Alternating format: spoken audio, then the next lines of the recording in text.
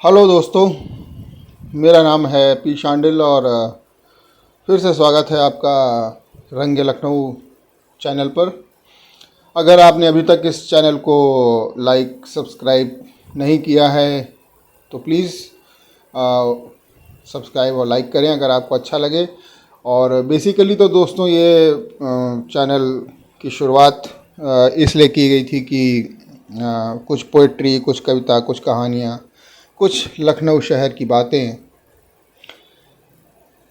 लेकिन आज क्या कल कुछ ऐसी बातें आई मेरे मन में, मुझे लगा आपसे मुझे शेयर करना चाहिए। मैं कुछ बच्चों को मैंने देखा और उनसे मैंने बात की और अपने ऊपर भी देखा। मुझसे किसी ने कह दिया कि कुछ, मैं परेशान था तो उन्होंने मुझसे कहा कि ये मिड लाइफ क्राइसिस है। तो मुझे लगा कि हाँ, शायद हो सकता है मिड लाइफ क्राइसिस हो, क्योंकि मिड लाइफ क्राइसिस में मेरे ख्याल से होता यह है कि आदमी जवानी एक तरफ जा रही होती है और बुढ़ापा अभी पूरी तरह आया नहीं होता है। तो आदमी कंफ्यूज रहता है यार कि मैं अभी लौंडा हूँ कि अभी बुढ़ा हो गया या होने वाला हूँ, बच्चे बड़े हो गए और वो अपना बिहेवियर नहीं संभाल पाता, अपने मंजिलों को नहीं समझ पाता कि उसने ज़िंदगी में क्या कमाया कि यार अभी तक तो मुझे यहाँ तक पहुँच जाना चाहिए था। वो देखो, फलाना 22 साल में सीईओ हो गया, फलाना 25 साल में करोड़पति बन गया, फलाना 30 साल में इतना बड़ा वो हो गया, या 25 साल में इतना बड़ा क्रिकेटर बन गया, या प्लेयर बन गया, डांसर बन गया, म्यूजिशियन बन गया, वॉटेवर। मैंने अकम्प्लिश क्या किया अभी तक? तो उस भाव को कह सकते हैं कि एक मन में चिड़चिड़ापन या एक अजीब तरह की हरकतें करने लगता है आदमी, तो शायद वही मिड लाइफ क्राइसिस होगी। तो हाँ, मुझे हो सकता है हुआ हो मिड लाइफ क्राइसिस। मुझसे ज़्यादा और मेरे दोस्तों, जानने वालों को पता चलता होगा। लेकिन मैंने इस पर विचार किया दोस्तों कि ये मिड लाइफ क्राइसिस है क्या और ये क्यों है। ये मिड लाइफ में ही क्यों है? क्या बचपन में बच्चों को क्राइसिस नहीं लगती? क्या बुढ़ों को क्राइसिस नहीं होती? जिंदगी का कौन सा ऐसा हिस्सा है जहां पे क्राइसिस नहीं होती? हाँ, क्या वो झलकती नहीं है? क्या बच्चों को टेंशन नहीं होता, पढ़ाई का प्रेशर नहीं होता, मार्क्स का, फ्यूचर का, कुछ बनने का? क्या जॉब करने में क्राइसिस नहीं होती? जब आप यंग होते हैं, 20, 25, 30 साल के, आप स्ट्रगल कर रहे होते हैं लाइफ में, या जॉब कर रहे होते हैं, या सक्सेस की ओर बढ़ रहे होते हैं, तो क्या स्ट्रगल नहीं होती, क्राइसिस नहीं होती? होती है। जब आप बुढ़े हो रहे होते हैं, बड़े हो रहे होते हैं, जब आपके बच्चे बड़े हो रहे होते हैं, सेटल होने वाले होते हैं, उनकी परेशानियां होती हैं, आपकी अपनी पर्सनल हेल्थ इश्यूज होते हैं और तमाम चीज़ें। ज़िंदगी का दूसरा नाम क्राइसिस तो है। तो ये मिड लाइफ क्राइसिस क्या हुई? तो मैंने विचार किया कि मिड लाइफ क्राइसिस में से अगर मिड वर्ड हटा दिया जाए तो लाइफ क्राइसिस हो जाएगा वर्ड। और लाइफ क्राइसिस इज समथिंग, मेरे हिसाब से crisis is the flip part of life. जैसे कहते हैं जीवन और क्राइसिस या समस्याएं एक दूसरे का ही हिस्सा हैं। जीवन का दूसरा पहलू समस्या है, समस्या का ही नाम जीवन है एक तरह से। ऐसा नहीं है कि जीवन में आनंद नहीं है, सुख नहीं है, खुशी नहीं है, सब कुछ है, बट समस्याएं भी हैं और समस्याएं कॉन्स्टेंटली हैं, दिखती हैं। सुख तो यूँ निकल जाता है, पता नहीं चलता। आपकी जेब में 50,000 रुपये आ जाएं, कब खर्च हो जाएंगे पता नहीं चलेगा। लेकिन अगर आपको 50,000 की ज़रूरत हो, उसके लिए आप 1 महीने तक स्ट्रगल करें, तो वो आपको कितना खलेगा और कितना पता चलेगा, ये आप ही बता सकते हैं।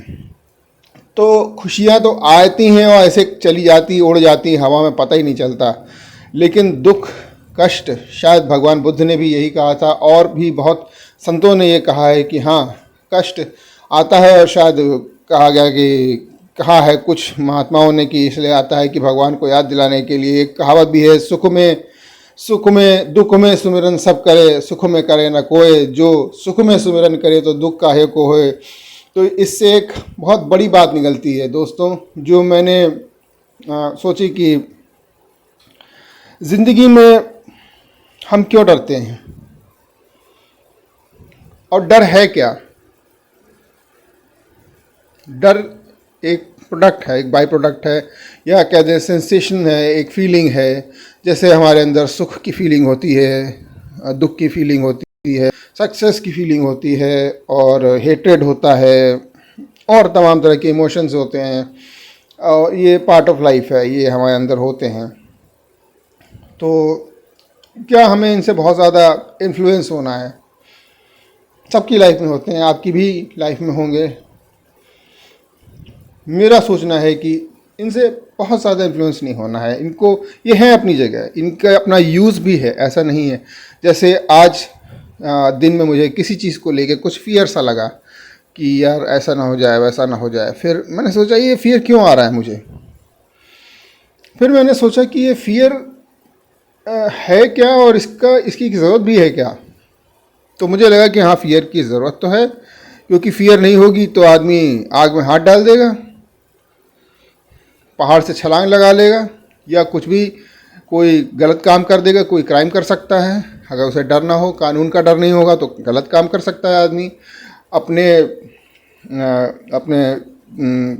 चीज़ों को खोने का डर ना हो, अपनी खुशी खोने का डर ना हो, तो बहुत सारे उल्टे सीधे काम कर सकता है। तो डर का भी एक यूज़ है, देखा जाए तो पॉजिटिवली आप डर का उपयोग कर सकते हैं गलत चीज़ों से दूर रहने के लिए।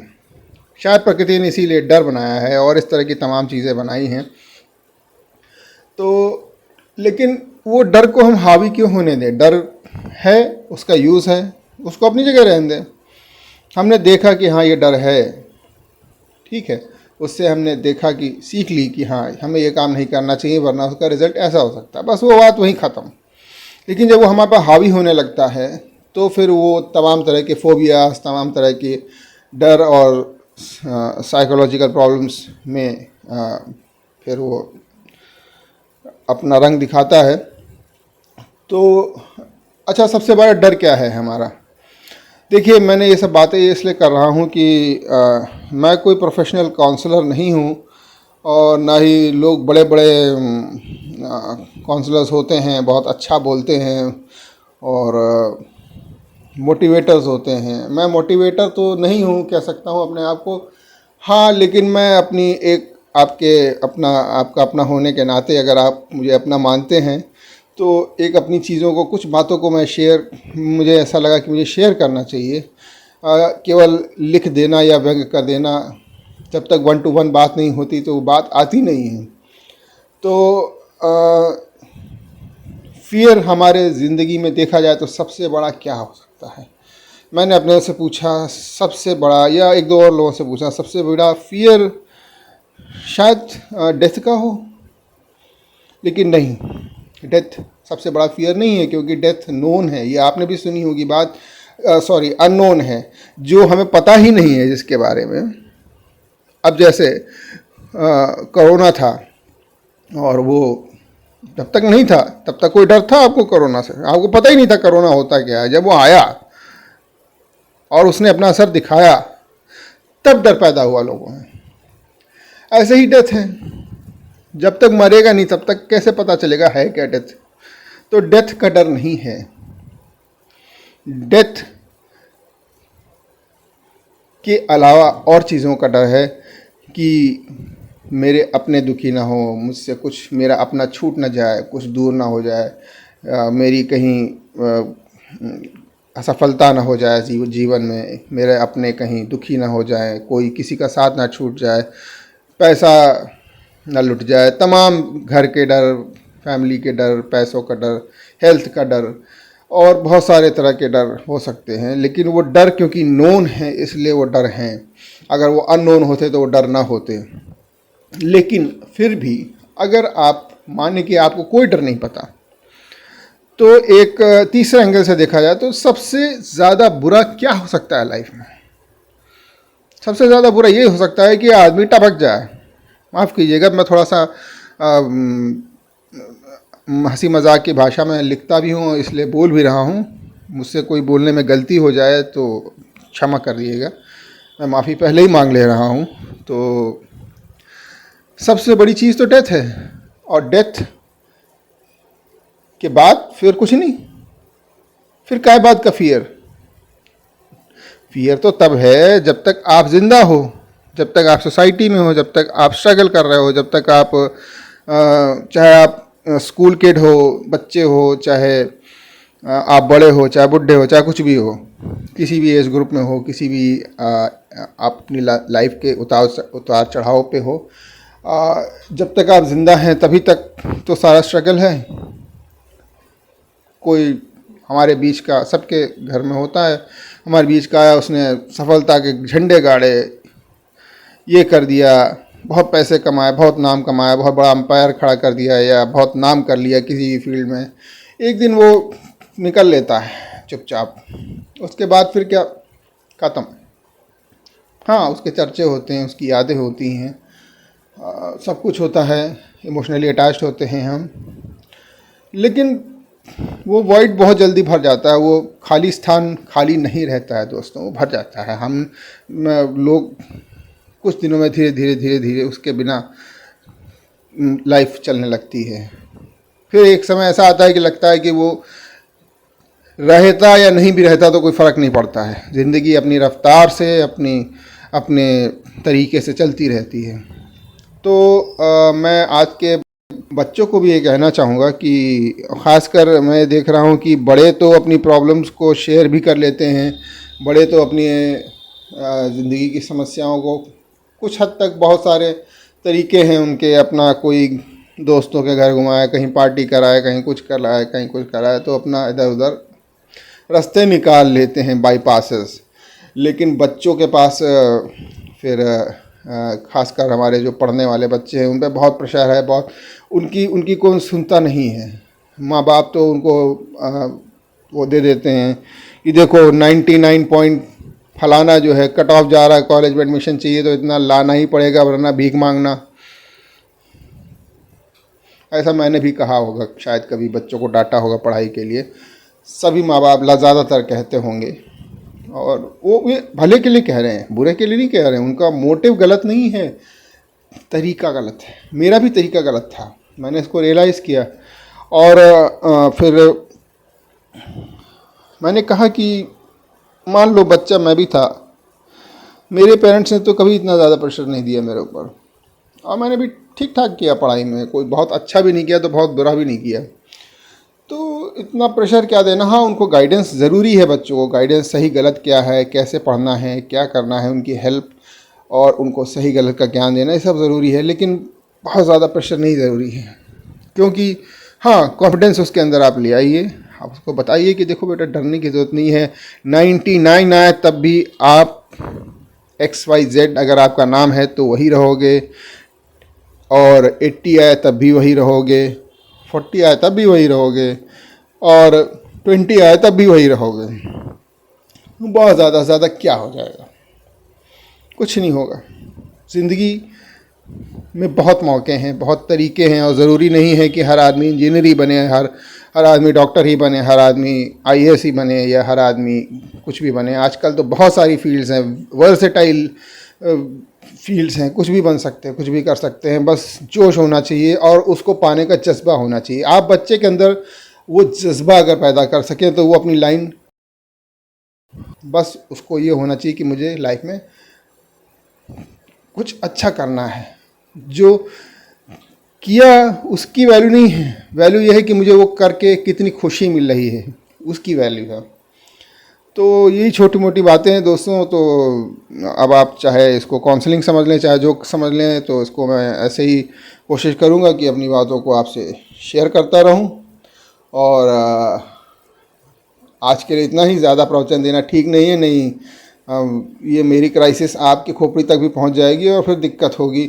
आप कहेंगे यार ये बहुत बोलता है, बकबक करता है। तो प्लीज़ नाराज़ वराज ना होइएगा, कोई गलती हो गई तो माफ़ कर दीजिएगा। और मेरे चैनल को यार सब्सक्राइब कर लो यार, इतना रिक्वेस्ट करता हूँ, सब्सक्राइब कर लो भाई, मेरे लाइक कर लीजिए। और थोड़ा सा हमें भी अच्छा लगेगा। कुछ कमेंट कर दीजिए, बता दीजिए कि मैं अच्छा लगा या आपको बिल्कुल ही वो लगा।